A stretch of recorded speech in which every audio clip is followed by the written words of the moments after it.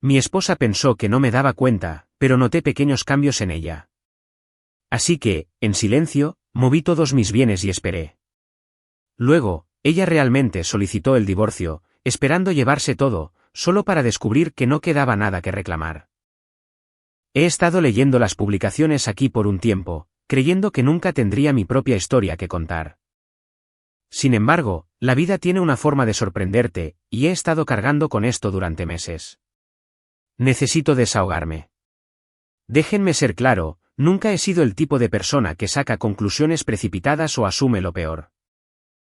Mi esposa, llamémosla Mariana, y yo llevábamos juntos 6 años y casados 4. Las cosas eran sólidas, o eso creía. Tuvimos los típicos altibajos, pero nada que me hiciera pensar, uy, aquí hay un problema. En realidad, durante la mayor parte de nuestra relación, éramos esa pareja, compañeros completamente comprometidos. Nos reíamos de chistes locales estúpidos, discutíamos durante horas sobre qué película ver, y teníamos un ritmo que simplemente funcionaba. Ella organizaba noches de citas elaboradas, y yo la consentía pidiendo su comida a domicilio favorita después de un día largo. Se sentía sin esfuerzo, como si hubiéramos resuelto todo este asunto del amor. Es por eso que lo que ocurrió después me cayó como un balde de agua fría. El cambio empezó hace unos 6 meses, las cosas comenzaron a alterarse. Al principio, fueron detalles menores, cosas que probablemente pasarías por alto si no estuvieras prestando atención. Comenzó a llevar su celular a todas partes, incluso cuando solo iba a la cocina o a doblar la ropa. Antes de esto, su celular se quedaba en la mesa de centro durante horas y no le importaba quién lo agarrara. Un día, le hice una broma, ahora diriges una red secreta de espías.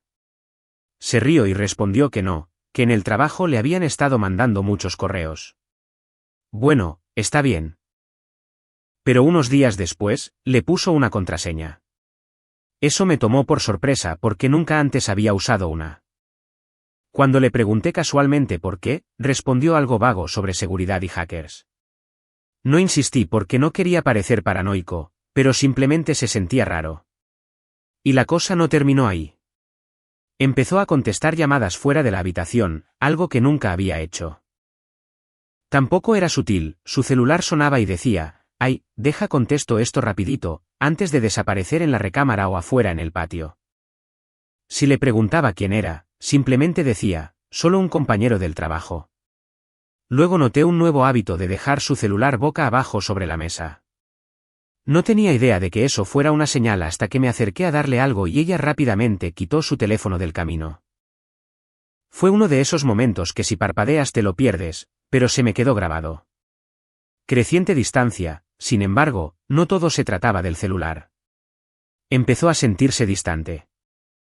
Las pláticas que solían fluir fácilmente ahora se sentían como sacar muelas. Si mencionaba planes futuros, como a dónde deberíamos ir por nuestro aniversario o si deberíamos empezar a ahorrar para un coche nuevo, ella simplemente asentía y decía, sí, ya veremos, antes de cambiar de tema. Todo cobró sentido para mí un miércoles cualquiera. Me informó que se vería con una amiga para tomar un café después del trabajo. No sonaba extraño, ya que lo hace de vez en cuando. Casualmente, yo estaba haciendo unos mandados en la misma zona, así que pensé, ¿por qué no sorprenderla?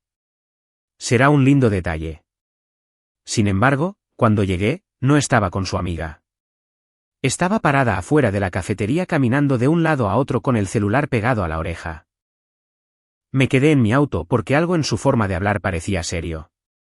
No era mi intención escuchar a escondidas, pero alcancé a oír frases como, ya casi está listo y empezar de cero pronto. El estómago se me revolvió. No lograba descifrar qué estaba diciendo, pero no sonaba a un conflicto laboral o de amigas. Sonaba a algo más grande, como algo que había planeado. Cuando regresó a casa, le pregunté cómo le había ido en su cita para tomar café, intentando mantener un tono casual. Me contó toda una historia sobre su amiga quejándose de su novio. Fue un comentario tan inesperado que me quedé mirándola por un segundo. ¿A qué te refieres?, le pregunté. Ella se encogió de hombros. Simplemente creo que deberíamos tener todo en un solo lugar, ya sabes, como toda la información de nuestras cuentas, contraseñas, documentos, ese tipo de cosas, por si hay una emergencia. No estaba seguro de qué decir. Esto era algo de lo que nunca habíamos hablado antes, y el momento parecía extraño dado todo lo demás que había notado. ¿Qué tipo de emergencias?, pregunté, intentando mantener un tono casual. Se encogió de hombros de nuevo. Es simplemente inteligente, ¿no? ¿Qué pasa si le ocurre algo a alguno de nosotros? ¿O qué pasa si necesitamos tomar una decisión financiera importante rápidamente? Su argumento tenía sentido en la superficie, pero algo en la forma en que lo expresó me puso nervioso. Estaba demasiado ensayado y pulido, como si hubiera estado esperando el momento adecuado para mencionarlo. Asentí y murmuré algo como, sí, supongo que es una buena idea. Pero por dentro, sonaban todas las alarmas. ¿Por qué de repente nos preocupamos por organizar nuestras finanzas cuando siempre las hemos mantenido separadas y relajadas? Esa noche, mi mente seguía reviviendo sus palabras, intentando descubrir qué significaban. ¿Era esto un comportamiento típico de adultos? ¿O le estaba dando demasiadas vueltas al asunto? Pero luego recordé las llamadas telefónicas, la plática que escuché en la cafetería y lo distante que había estado recientemente. Todo empezó a acumularse, y no me gustaba el panorama que pintaba. Hasta ese momento, no había hecho nada al respecto. Unos días después, lo mencionó de nuevo. Estábamos en la cocina. Yo estaba preparando un sándwich y ella revisaba su celular cuando comentó. ¿Has pensado más en organizar lo del banco? O sea, ¿sabes dónde están todos los detalles de las cuentas? Bajé el cuchillo y me giré para mirarla. A ver, ¿qué está pasando?, pregunté, intentando mantener un tono ligero pero firme.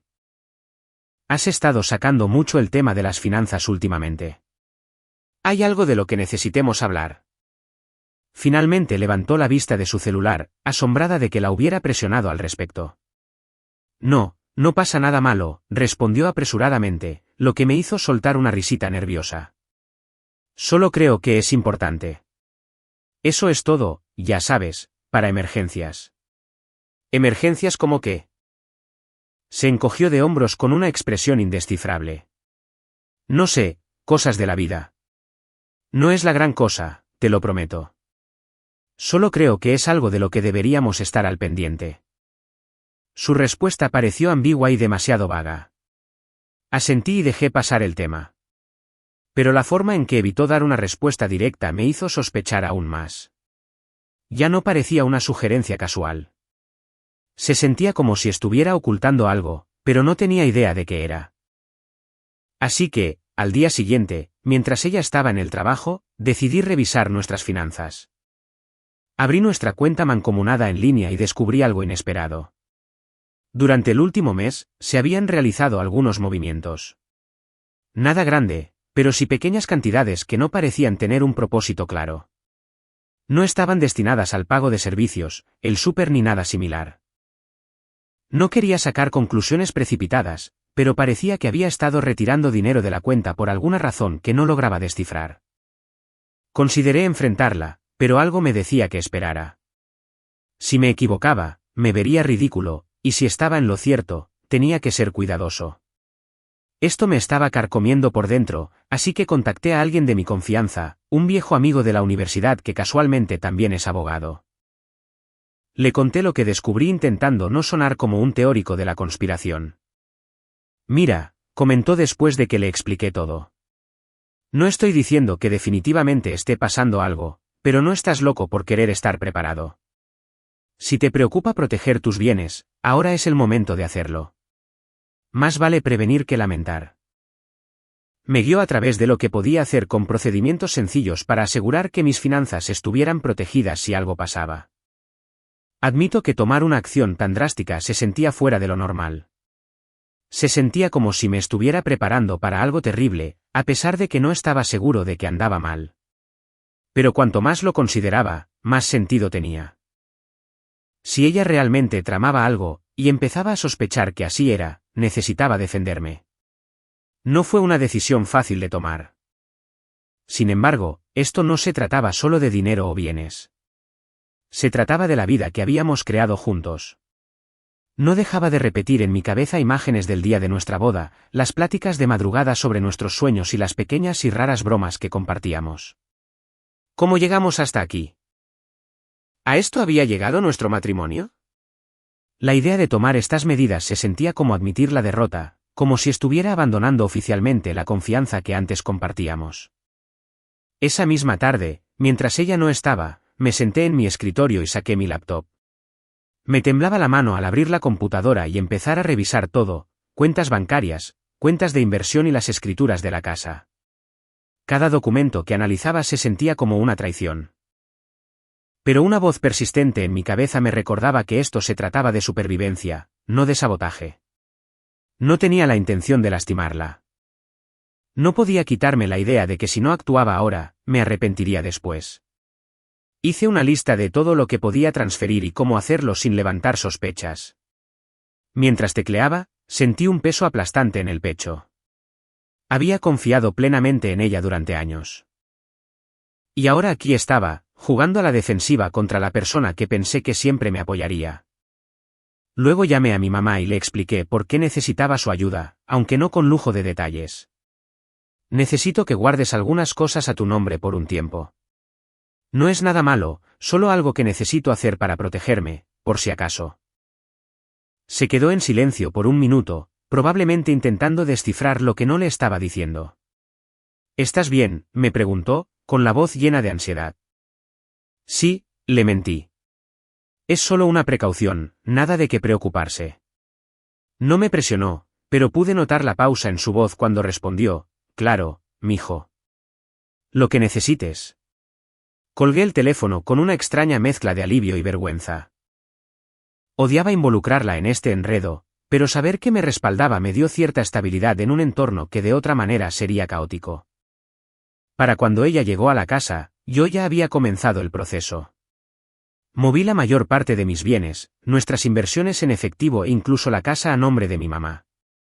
Dejé lo suficiente en nuestra cuenta mancomunada para mantener las apariencias, pero el resto estaba blindado. Ella no notó nada. Entró, me dio un beso en la mejilla y me preguntó si quería ver una película. Yo aparentaba estar bien, pero por dentro era un desastre. Una parte de mí se sentía fatal, como si hubiera traicionado su confianza. Pero otra parte de mí se sentía aliviada, como si por fin estuviera recuperando el control de una situación que se había salido de mis manos.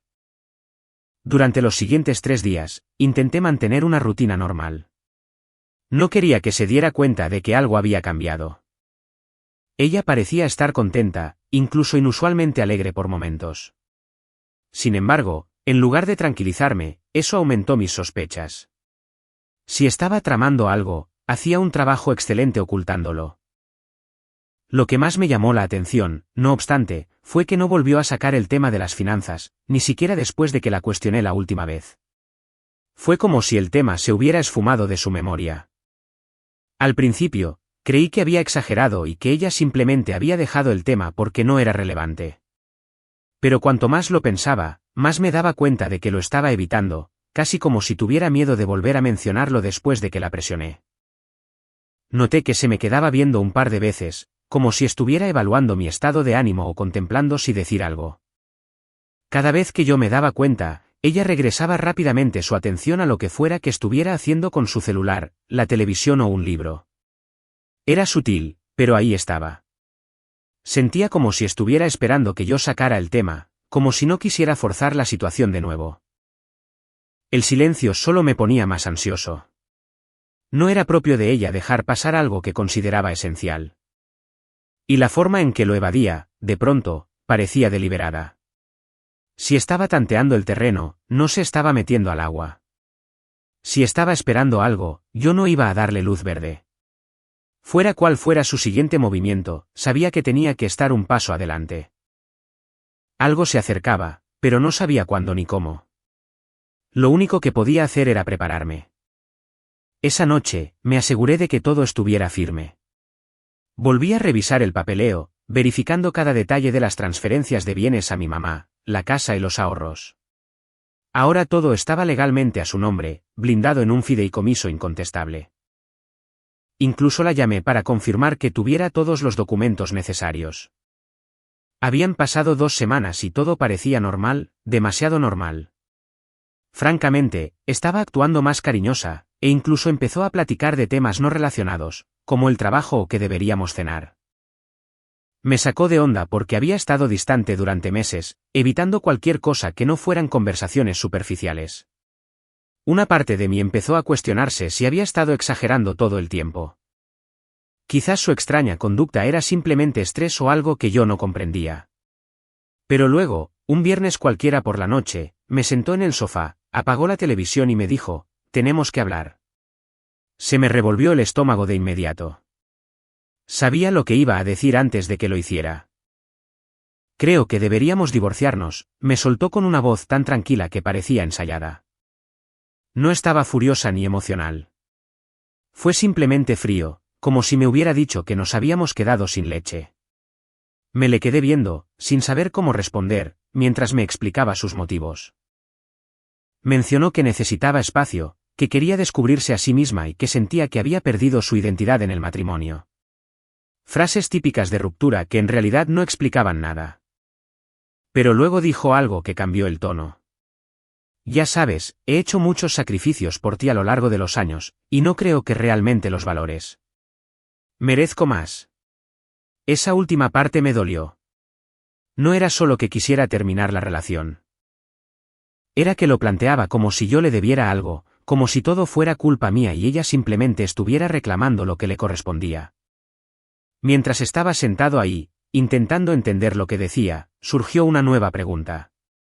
Luego dijo algo que hizo que todo empezara a cobrar sentido. «Un amigo me ha estado ayudando a ver las cosas más claras», continuó sin mirarme. «¿Un amigo?». Me quedé inmóvil, dejándola hablar, pero mi mente iba a 1000 por hora. ¿Quién era este amigo? ¿Por qué estaba tan involucrado en mi matrimonio? La forma en que lo dijo no fue casual. Parecía que alguien la había estado animando, convenciéndola de que dejarme no era simplemente una elección, sino una estrategia que necesitaba llevar a cabo. Y cuanto más hablaba de cómo merecía más por sus sacrificios, más escéptico me volvía. ¿Sacrificios? ¿Qué tipo de sacrificios? ¿Ella era feliz conmigo, o eso decía? Trabajé duro para ofrecerle la vida que deseaba, y no se trataba solo de dinero. Cuando pidió que nos mudáramos más cerca de su trabajo, acepté, aunque eso significara un trayecto más largo para mí. Cuando quiso ir a ese carísimo retiro de yoga el año pasado, me aseguré de que lo presupuestáramos. Incluso cancelé unas vacaciones que esperaba con ansias para que ella pudiera ir. La apoyé cuando cambió de carrera profesional 2 veces, diciéndole que estaba bien correr el riesgo porque quería que fuera feliz. Creía que ser un buen esposo significaba ponerla primero siempre que fuera posible, y no es como si yo fuera una pareja insensible o distante. Siempre estuve presente. Me acordaba de los cumpleaños y de cosas aleatorias que ella mencionaba que le encantaban. Cuando me dijo que se sentía estancada en la rutina, le sugerí noches de citas. La escuchaba quejarse de su trabajo, sus amigas y su familia. No siempre hacía las cosas bien, pero me esforzaba. Por eso su mirada me dolió tanto. Ni siquiera consideré creerle. No estaba molesta por nada de lo que yo hubiera hecho o dejado de hacer. Estaba molesta porque algo había cambiado en ella. Tal vez era ese conocido que no dejaba de mencionar, o algo más. Pero la mujer sentada frente a mí no era la mujer con la que me casé, y no iba a permitir que reescribiera la historia de nuestro matrimonio para adaptarla a su nueva narrativa. No la presioné en ese momento. En lugar de eso, asentí y dije algo inofensivo, como: «Si así es como te sientes, supongo que deberíamos ver cuáles son los siguientes pasos». Parecía sorprendida de que no estuviera discutiendo o rogándole que se quedara. Pero no me importó. Mi atención ya había cambiado. Necesitaba saber quién o qué estaba causando su repentino y planeado cambio de actitud. No se despertó un día cualquiera y decidió que quería separarse. Esto era algo mucho más grande, y no iba a dejar que me sorprendiera más de lo que ya lo había hecho. Después de esa plática, se fue a su propio departamento y recibí los papeles del divorcio el lunes. Déjenme decirles, no solo querían terminar la relación. Estaban planeando quitármelo todo. La mitad de la casa, mis ahorros, mis bienes y el auto. Lo quería todo, además de algunas cláusulas ambiguas de pensión alimenticia que no tenían ningún sentido considerando su alto sueldo. Parecía como si esperara que le entregara todo por lo que había trabajado. Al principio, asumí que solo estaba siendo vengativa, pero la forma en que articuló sus exigencias, tan específicas y agresivas, me confirmó que alguien la estaba guiando en todo esto. Así que me puse a investigar. No podía simplemente preguntarle con quién había estado hablando, así que tenía que ser astuto. Empecé por sus redes sociales. No me había bloqueado, y aunque no publicaba con frecuencia, busqué en sus fotos etiquetadas y comentarios a alguien nuevo. Fue entonces cuando descubrí el patrón. Javier no dejaba de darle me gusta y comentar en sus publicaciones. No era nada obsceno, pero sí lo suficiente como para hacerme dudar. Hice clic en su perfil, que era público. A primera vista, no parecía ser más que un profesional de marketing de unos 30 años. Pero al bajar por su perfil, noté algo inusual. Había publicado una foto en la misma cafetería en la que la había visto semanas antes, el mismo día que la escuché hablando de empezar de cero. Se me revolvió el estómago mientras seguía revisando. Señales más sutiles incluían un comentario en una de sus fotos que decía, "Tú puedes con esto", así como una selfie que él se había tomado desde lo que parecía ser el nuevo departamento de ella. Nada de eso era evidencia sustancial, pero fue suficiente para levantar mis sospechas. No estaba seguro de qué hacer con esta información, pero sabía que no podía quedarme ahí sentado esperando que las soluciones me cayeran del cielo. Su comentario sobre un amigo que la ayudó a superar las cosas se quedó grabado en mi mente, y quería saber quién era. Decidí contactar a una de nuestras conocidas en común, Lucía. Ella y mi esposa habían sido amigas durante años, así que debía saber qué estaba pasando.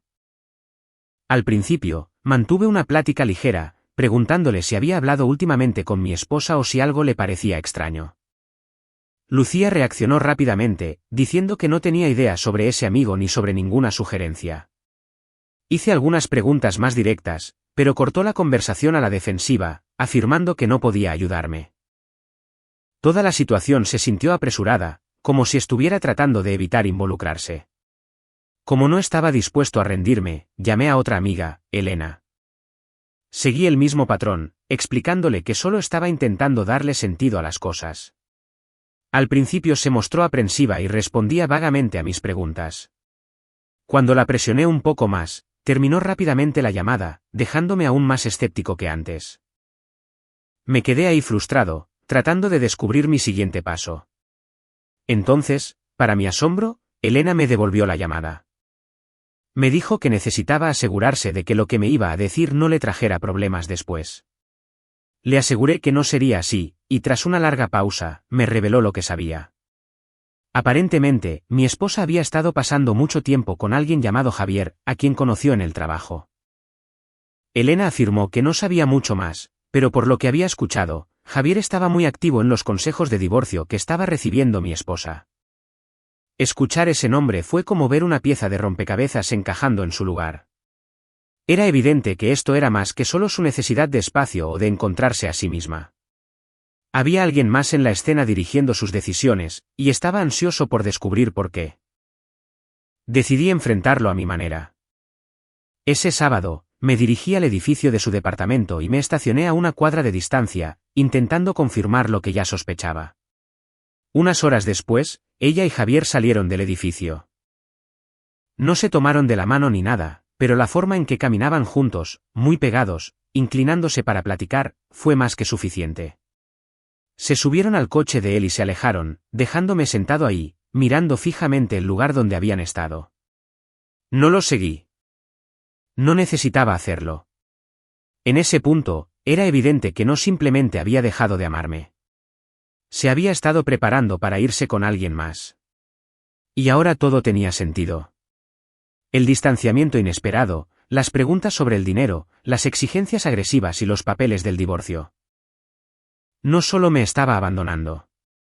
Me estaba dejando sin nada. Y estaba acompañada por alguien en todo momento. Regresé a casa esa noche, con la cabeza a 1000 por hora por todo lo que había descubierto. La traición ardía, pero lo que más dolía era lo premeditado que estaba todo. Estaba usando el divorcio como un escalón hacia cualquier vida que estuviera creando con Javier. Pero ella no tenía idea de lo que yo le había planeado. La primera sesión de mediación se sintió tensa desde el momento en que entramos. Su abogado llegó con una carpeta tan gruesa que parecía que estaban presentando un caso contra una corporación multinacional. Empezó a enumerar las exigencias de ella como si fueran completamente razonables. La mitad de la casa, el dinero, mis bienes, el coche, e incluso un montón de disparates sobre una pensión alimenticia. Me mantuve en silencio, aparentando escuchar, pero estaba esperando a que mi abogado hiciera su jugada. Cuando por fin fue nuestro turno, él entregó una pila de documentos sobre la mesa y dijo, antes de continuar, creo que es importante que todos revisemos esto. Su abogado tomó los papeles y les echó un vistazo. Su postura segura cambió rápidamente a medida que pasaba las páginas, frunciendo cada vez más el ceño con cada una. ¿Qué es esto?, preguntó, mirando fijamente a mi abogado.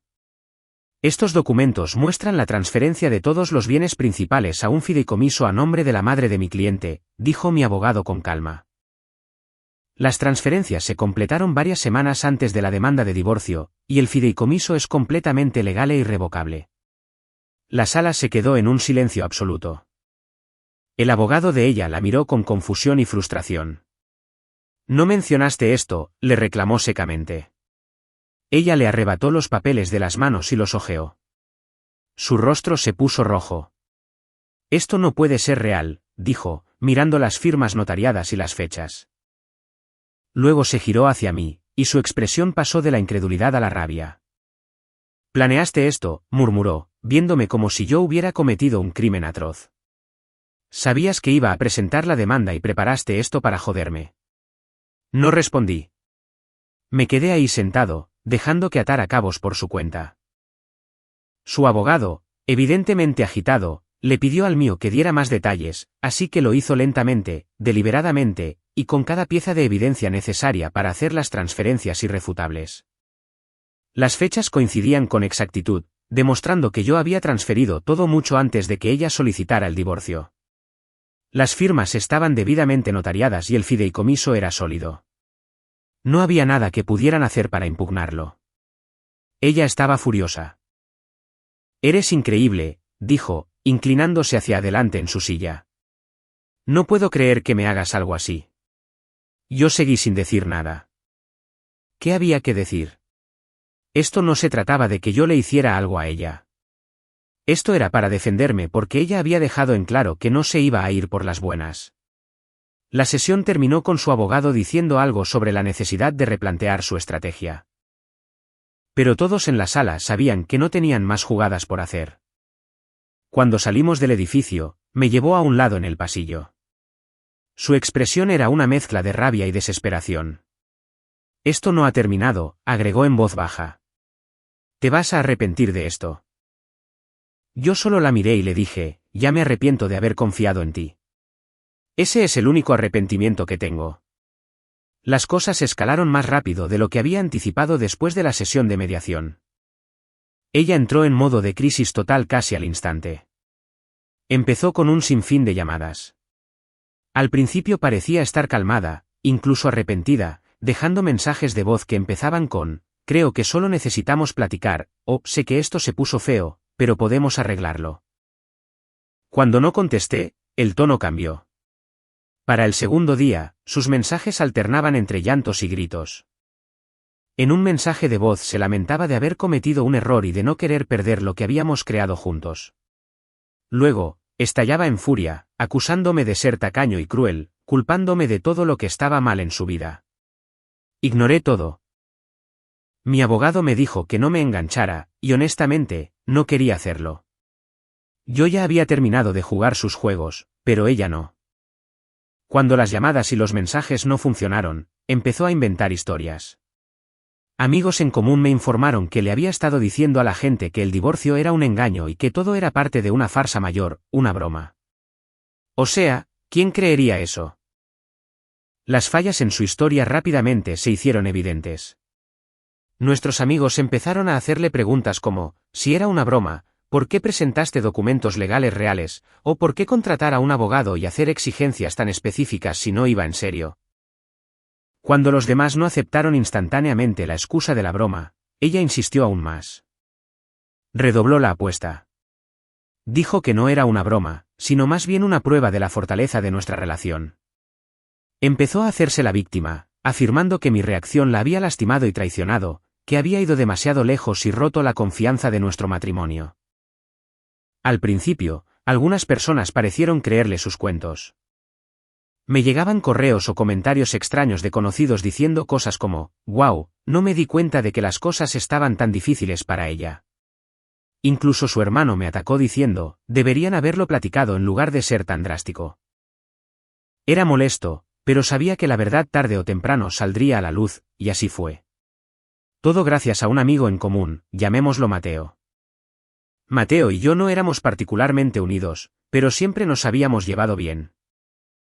Unas semanas después de la mediación, me mandó un mensaje de forma inesperada, diciéndome que tenía algo que necesitaba ver. Cuando nos vimos, sacó su celular y me mostró una serie de mensajes de texto entre ella y Javier. Al principio me quedé confundido.